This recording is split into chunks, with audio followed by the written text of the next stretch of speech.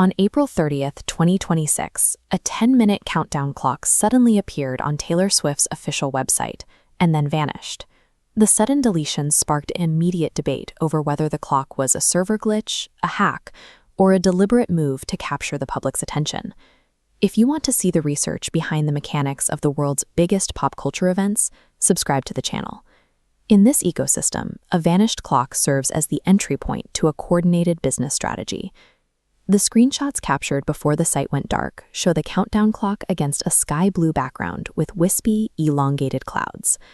Those cloud patterns are a direct match for the iconic wallpaper in Andy's bedroom from the Toy Story franchise. The countdown was targeting May 2nd, but the timeline connected to a much larger date. Toy Story 5 is scheduled for release on June 19th, 2026. That same date, June 19th, marks the 20-year anniversary of Swift's debut single, Tim McGraw. While the internet anticipated a Disney soundtrack collaboration, the timing of the countdown reflects a specific move to redirect the revenue from her catalog. Swift's team treats a release as a multi-platform campaign, or an era, designed to maintain a constant presence in the news cycle. This SWOT analysis breaks down the strategy.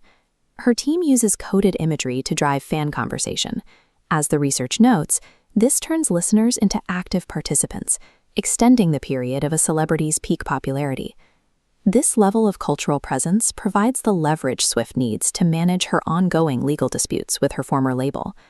The conflict centers on U.S. copyright law and the ownership of her early music catalog, which is currently held by Shamrock Holdings.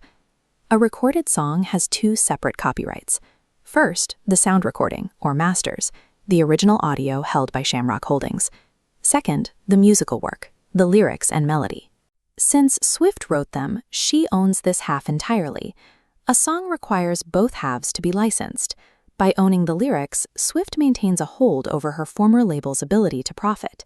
This brings us to sync rights.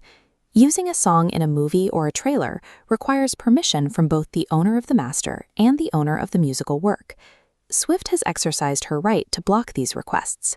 In this interview, she explains that she says no to every request to sync her old music with movies or commercials. She then uses a provision in Section 114B of the Copyright Act.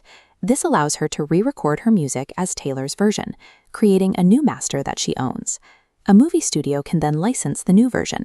Swift retains the profits, while the owners of the original recordings are excluded. This website teaser serves as a public demonstration of her ability to block her former label from high-value licensing deals. The 10-minute countdown was a deliberate exercise of her combined marketing and legal leverage. This orchestrated activity generates massive coverage while signaling to record labels that she maintains control over her high-value assets. By integrating viral marketing with specific legal protections, Swift has created a cycle of ownership that bypasses traditional label control.